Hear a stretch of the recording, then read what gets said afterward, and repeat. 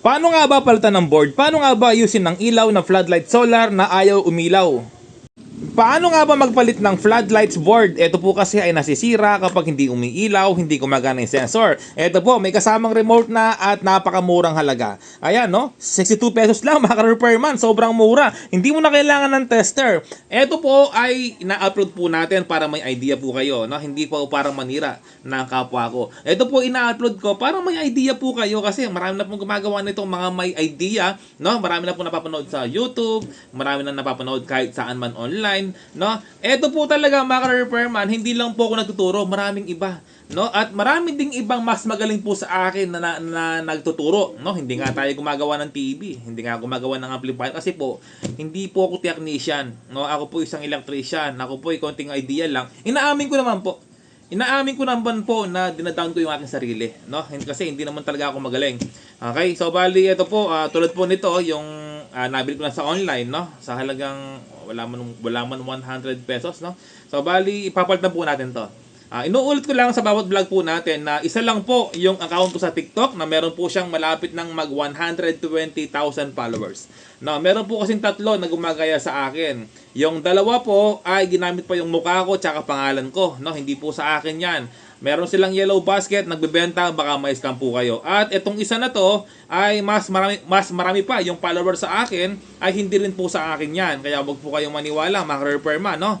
Sa TikTok po yan, wag po kayong maniwala. Isa lang po, inuulit ko na meron siyang 119 na 1,000 followers na Jeff Repairman. Okay?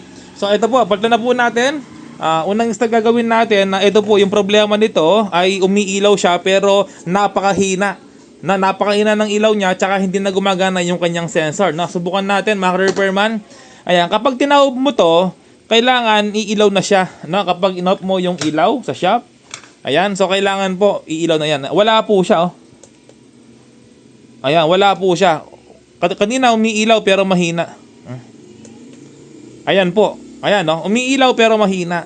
Ayan, kapag mayroon taong dumadaan, ganun din, napakahina. Ayan po, may ilaw siya, oh, pero mahina. Ayan, no? May ilaw. Okay? So ngayon, bubuksan po natin to para may idea kayo kung paano magpalit ng ganitong klaseng ilaw, no? Lahat ng floodlights, malaki man yan or maliit, isa lang po yung board, no? Compatible po yung pinakita ko po sa inyo sa online, no? Pwede niyo pong screenshot para maka-order po kayo ng ganon, no? Okay? Ayan po, kapag kiniklip lang, ingat-ingat lang, baka mabasag po, mapunta sa inyong mata, no?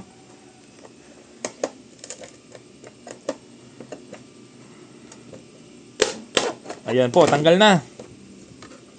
Ayun, no? Ito po, tapos ang gagawin natin mga repairman, alasin ko na, no, yung ating solar panel kasi nga po para hindi mahatak. Ang gamit kong soldering iron ay 60 watts.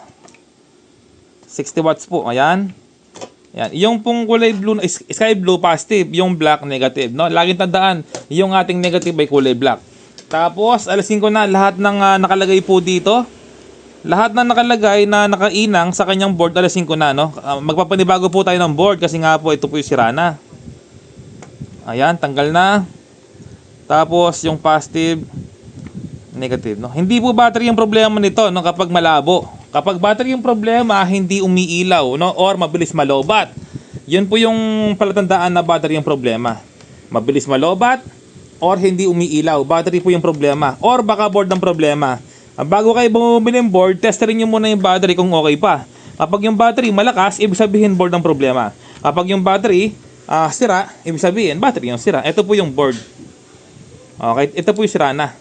Tapos, ito naman po yung ating board na ilalagay bago po ito may kasamang remote. At ito po palatandaan natin kung paano yung connection, no? Okay?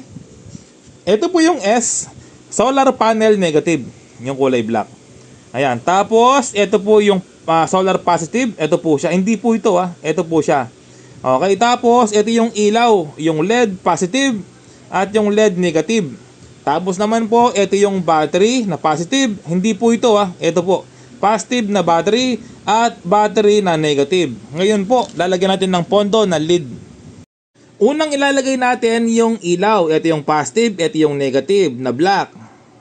Sunod na ilalagay yung kanyang solar panel. Ito yung solar na negative, ito yung solar na positive. Panghuli yung kanyang battery. Ito yung battery na negative, ito yung battery na positive. Ngayon, sarado na natin.